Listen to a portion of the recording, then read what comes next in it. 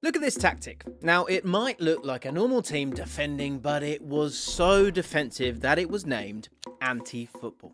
Diego Simeone's Atletico Madrid became known for this style across Europe, but now he's abandoned these tactics. Simeone has gone all-out attack, and every tactical decision has focused on this area of the pitch.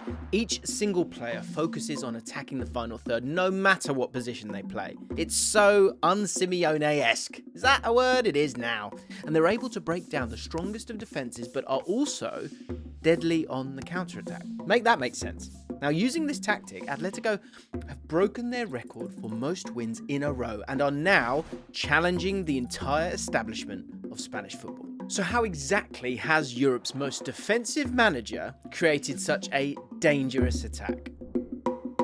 Atletico Madrid's way of challenging Real Madrid and Barcelona has been to play a style of football that will be shunned by both of them. To be defensively resolute, playing a stubborn 4-4-2 with structure, hard work and solidity. And this culture was set at the beginning of Atletico's history when they were founded by 3 Basque students living in Madrid with one simple goal: compete with the best. Simeone implemented this culture and look, he won 2 league titles in 2014 and 2021. That early success of Atletico's so-called anti-football, it cannot be questioned. But there's never any fear factor of them taking over the mantle from Real Madrid and Barcelona full-time as Spain's best. So, in an attempt to do this, Simeone had to abandon some of his strongest principles. So, Simeone ditches the 4-4-2 and uses a new 3-5-2 formation in the 22-23 season, which led to them scoring 70 goals. This was more than the 65 they scored when they won the league. And although Atletico were bold in attack, this change still wasn't enough to finish above Real Madrid and Barcelona. As the 2024-25 season begins, it looked like it was going to be more of the same. And actually, they even reverted back to the old 4-4-2 for a couple of games. But something happened to Simeone in the wake of this 1-0 defeat to Real Betis. The penny finally dropped. And from the ashes of defeat, he devised his perfect plan to take over La Liga. Instead of reverting to what he knew best and becoming more defensive, he did the opposite. He became even more attacking. He has created a way to score goals that makes Atletico deadly going forward, and it begins with the goalkeeper. During build-up, they empty the midfield and they create overloads in wide areas. The goalkeeper has 2 short passing options to either one of the centre-backs. And what's great about this structure is that it creates a powerful dynamic out wide. You can see that they have tripled up to create a triangle, and this allows them to attack the opposition with direct forward passes into that next third of the pitch. Galán beats the player pressing him, and in doing so, breaks the Getafe midfield line, allowing both Lino and Griezmann to make forward runs into the space now created through Galán's risky but successful decision. And you can see here that they've emptied the midfield on the right side of the pitch too, and the opposition can't cope with what it does to their defensive line. Let's talk about central midfielder De Paul, because he is in the right back position during build-up. The other central midfielder, Barrios, is completely on his own in the centre of the pitch, surrounded by the opposition, but that's not a concern for Atletico. In fact, actually, look at De Paul's arm. He's telling Molina and Simeone to stay high, as this is all part of this brand new attacking plan. The centre-back, Robin Lenormand, carries the ball and plays a pass to De Paul. This simple pass is where the danger begins, and the opposition, they've got no idea really.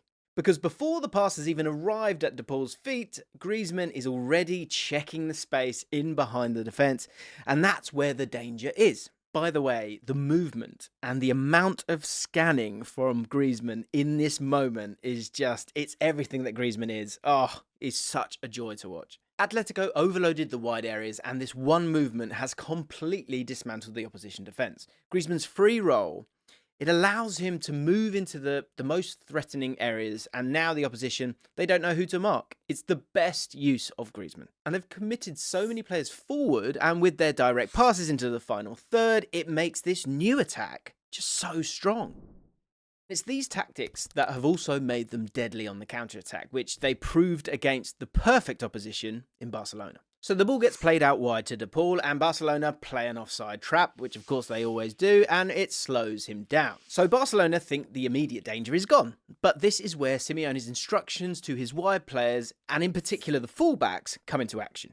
The right back, Molina, suddenly becomes the most dangerous player on the pitch, making a direct run into that space. And this puts him in the perfect position to play the ball across to Sorloth. The timing of the run from Molina, it means that Barcelona are still scurrying back into a defensive position, meaning there is so much space for Molina to play the ball across the box. And from there, Sorloth scores a 96th minute winner against Barcelona. And it's a moment that means way more than just the scoreline. It's a moment that Atletico needed. But the most vital part of the attack are their strikers, who aren't actually strikers. Here's why. So you got Julian Alvarez and Antoine Griezmann, and they have total freedom on the pitch. And this is what I've got to stress this. This is not the Atletico Madrid that we all know. And if you Google Atletico Madrid, you won't see this kind of description. But they are so fun to watch now. Look at Alvarez here.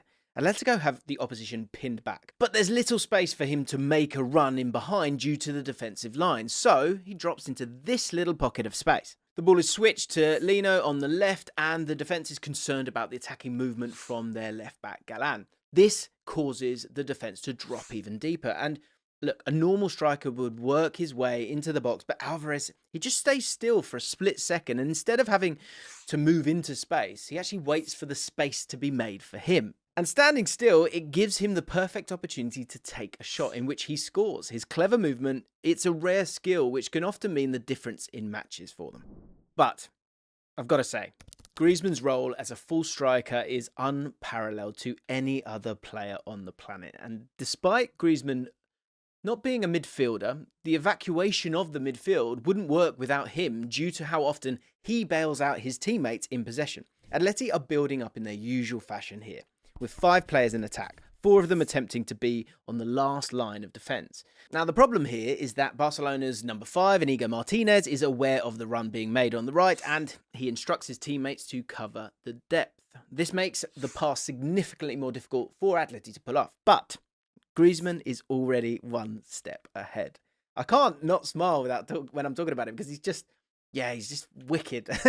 He's making this lovely movement towards the ball, something different to what we've come to expect. Jimenez plays the pass to Griezmann, who acts quickly and plays a first-time pass to the other centre-back, Longley, because he's assessed the situation and, as I said before, he just scans like a demon. Do demons scan? Yes, they do.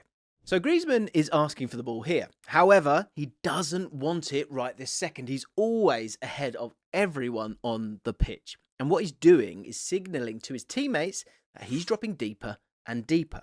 But why is he doing that? Well, what it means is it means that Atletico can play the ball early to him, whilst also giving Barcelona little to no reaction time to him dropping deep. And again, he's always scanning.